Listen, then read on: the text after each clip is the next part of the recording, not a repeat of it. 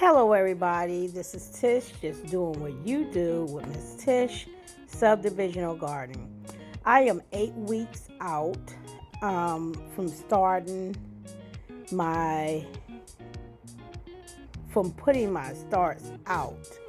I am starting this year starts in my garage where I use my grow tents and my area where I start my starts at. It's an early morning, preparing, getting all the things I have bought, extra things I bought. This year I decided I wasn't going to buy a lot of extra seeds.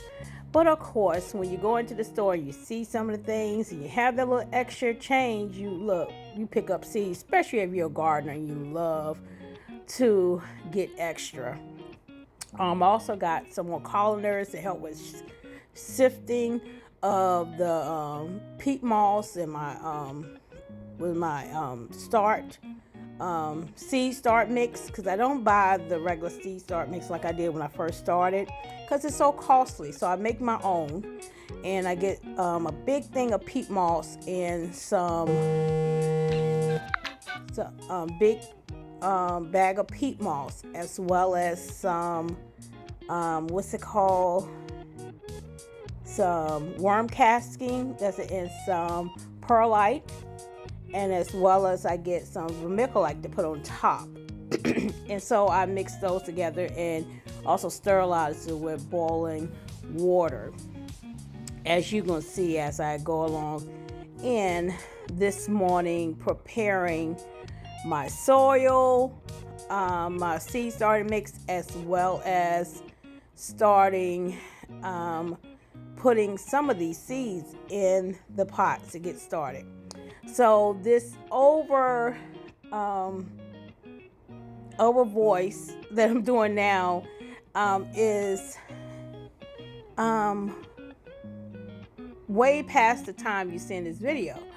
Had a lot of things I had to take care of, everything else. So at this current time, as what I'm doing is this taking of the voiceover of the video. It is approximately 4 weeks in before I put my starts out, because I set them out always after Easter. I don't never set my starts out in the time in which the almanac tells. I always do it after Easter. So this time right here, I'm getting it started, and I have to give you an update because it's looking very good. A lot of my starts didn't start. I figured that some of the seeds maybe it was old, and some of them is doing very well. And some of them I said, well, I'm going to just throw some seeds outside, but also I'm going to this plant and garden festival or event coming up soon in our area in South Carolina, in Casey area, and I love to go every year. So I probably get some more plants like I always do to put in my garden. But anyway, like you see on this part of the video, I am opening up the perlite and going to put that into this big tub I got. A lot of the items I use, I get it from yard sales and stuff like that to help with my garden. I go on Facebook Marketplace and see if people have things, but also when I go out, I see things at yard sale, Dollar Tree, whatever I see, and I think it'd be useful for my garden. I get it, or some people just donate it towards me. For my garden. So I'm using this tub right here, and I'm going to put some peat moss in there, but I'm not going to just throw the peat moss inside a container. I'm going to sift the peat moss. And I found another, I guess it's a fryer pan that I got within a fryer from a yard sale. And I said, oh, well, I used it. It was in the garage and it wasn't being used. And I'm going to put it inside a container and sift it. I just realized that why I'm putting this peat moss in here and I did not sift it, of course. So, I have to start back over. So I'm putting it in this sifter that I'm using. Eventually, when I get the upscale garden area in the hoop house, greenhouse, I can be able to have one of those larger scale sifters to be made with that chicken wire, and I can be able to have that to sift my seed starter mix. So what I'm doing, going to be doing is getting all the big chunks out, because I don't want it to hinder my roots from having contact with soil or getting, having space.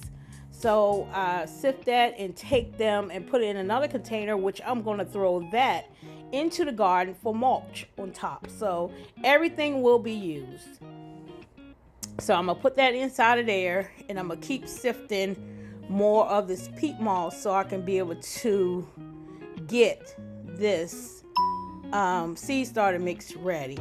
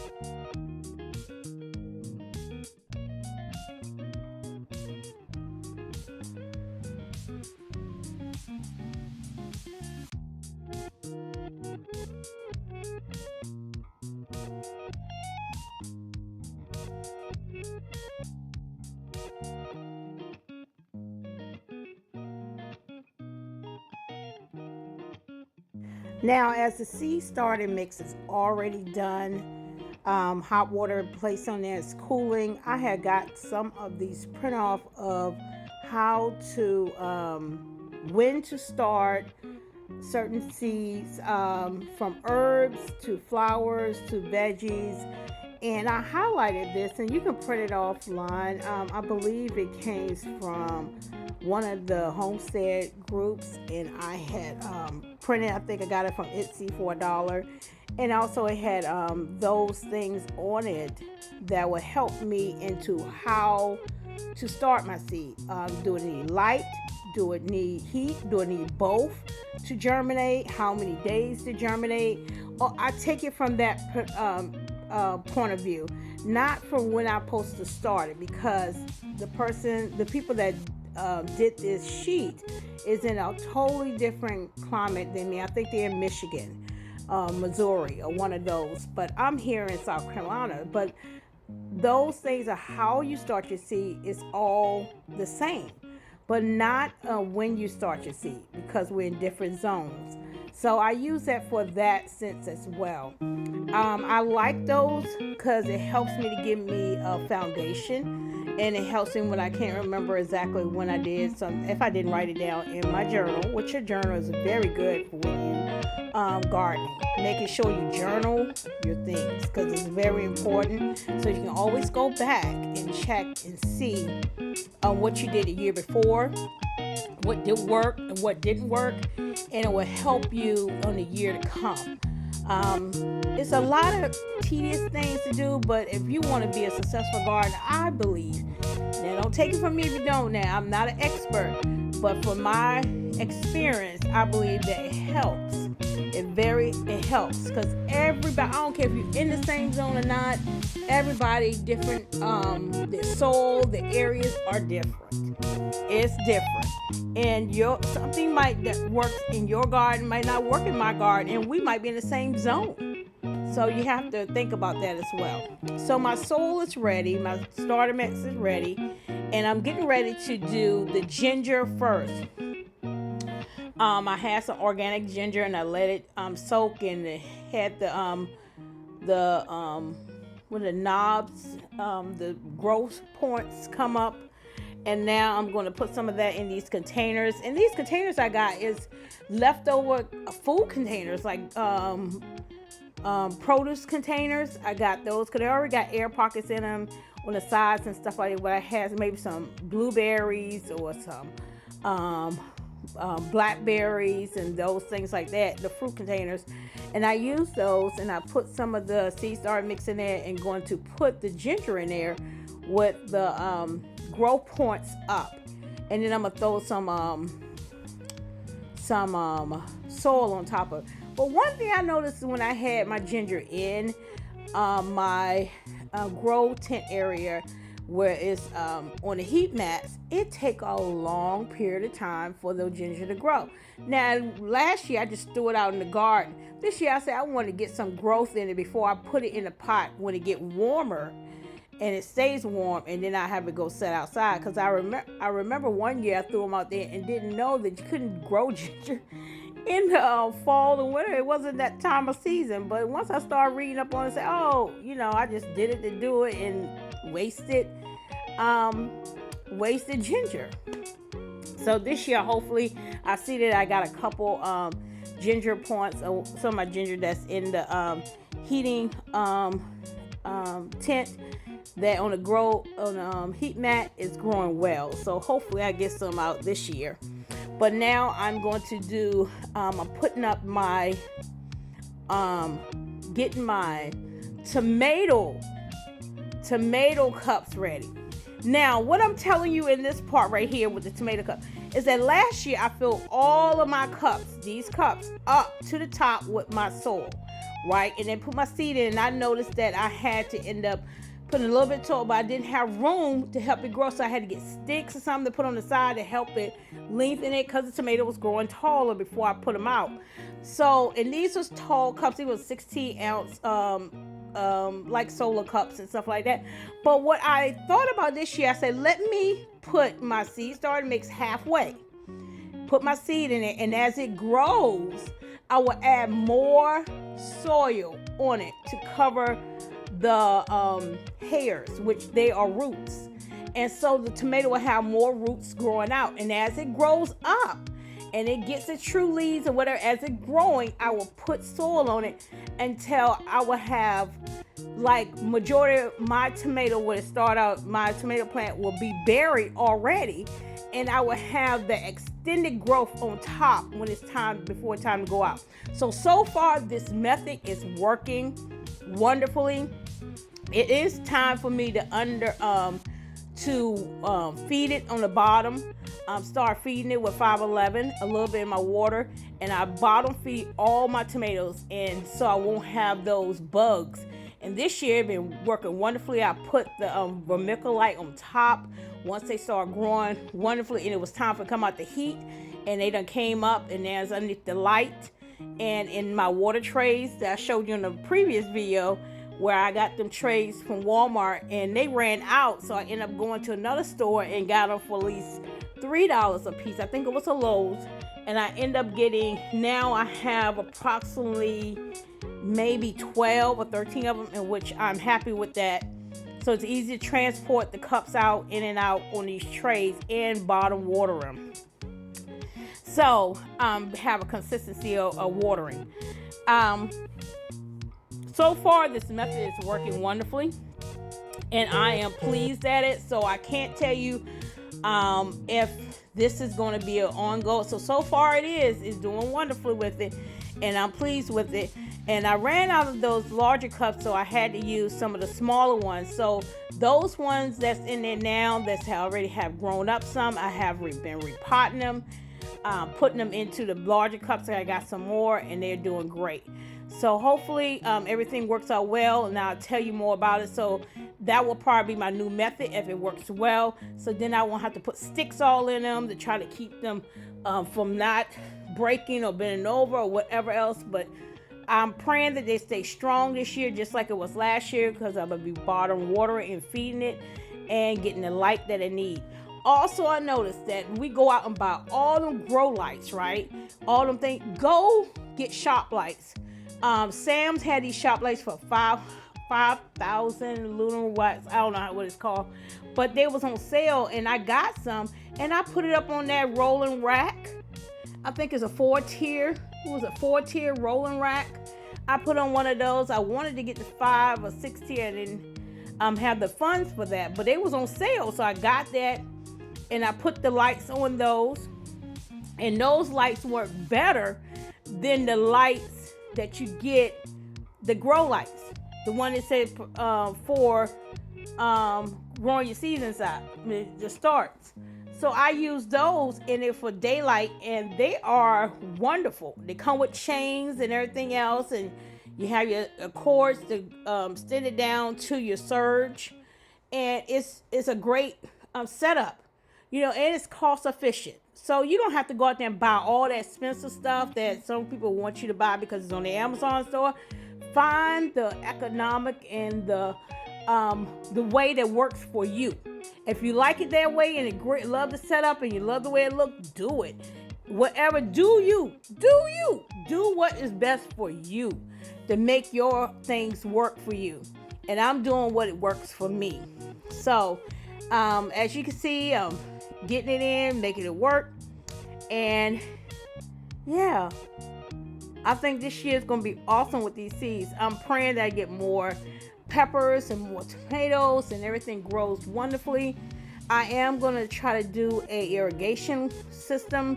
I did the bottle thing, but it will constantly need to be watered, especially when it got real hot in the summer. So I'm thinking maybe I can run a line from my spigot and down to the garden and have irrigation things going, like the drip system, because I have a couple boxes that I found at the yard sale said water irrigation for dummies or something inside the box.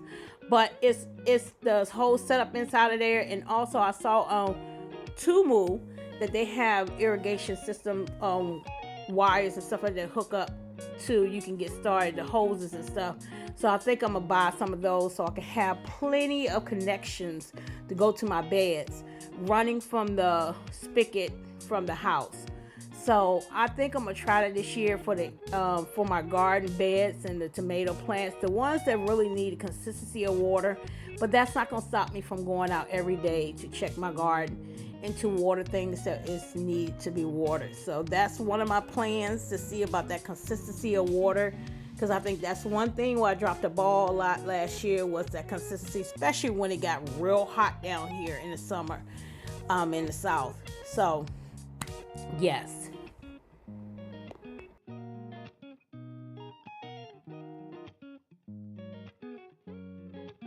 I'd like to also take this time out to thank you all for subscribing. And if you haven't subscribed to this channel, please do so. Hit that subscribe button, hit them thumbs up, and also the bell so you can be notified whenever a new video comes intact. Also, thanks again for subscribing to my channel in advance. May God bless you and keep you safe. Hey, continue watching.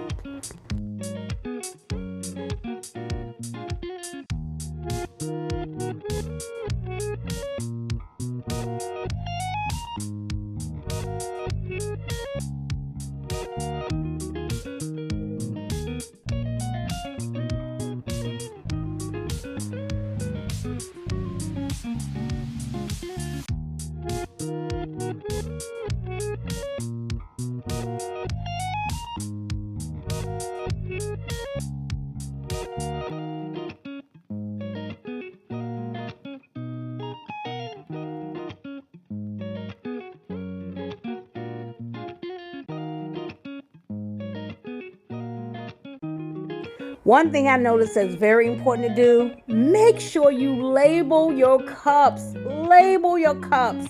You can use sticks or whatever else to label and make sure you have the right label on it. Make sure you put the name of the seed that you're putting in there. Make sure you put the date that you started the seed so you'll know if it's germinating in the right timing or not, or if it how long it's taking this year, or it could be all types of scenarios why it haven't started or why it is starting. Make sure you do that and use something that will last when it gets in the temperature that it's in, and as moisture gets in the bags or whatever, how you store your seeds. I found that I did do plastic on top. That plastic just was too much, that plastic wrap. You know what I end up doing? I end up using my baggies, the sandwich bags on top of my cups, and they work like domes perfectly. One thing I think about, because I don't reuse them because I mean I'm throwing them away, but one thing, if I want to be cost efficient, if you can get them domes that you use for like when you get the Slurpees or the store in 7-Eleven, they have them domes.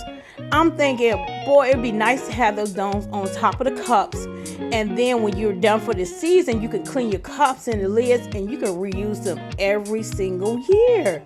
Now that would be great. That would be great. Instead of you getting the sandwich bags and then you're not going to wash those. My mom would do it, but I'm not going to wash all those sandwich bags, and you end up throwing them away and then you have to buy more. Well, you know, it's only cost $1.25 at the dollar store, but if you want to have something that you don't have to go and buy that each year, maybe $6-7 worth of those each year, you can do it that way. So it's options that you can use, options you can use to save money, even if it's from dollars to cents, or even from hundreds of dollars you can save. There's other ways you can use your money instead of reusing it on that same thing every year and spending that money on that. So these are the trays I've been using. I tell you, I had bought, and I thought they worked wonderfully for consistency of under watering instead of watering from the top. I found that that's the best method of watering your plants, your starts and plants for the year. Well, that's going to end my seed starting day, starting that 8-week mark. And I hope y'all have a wonderful garden year. Talk to you soon. God bless and be blessed.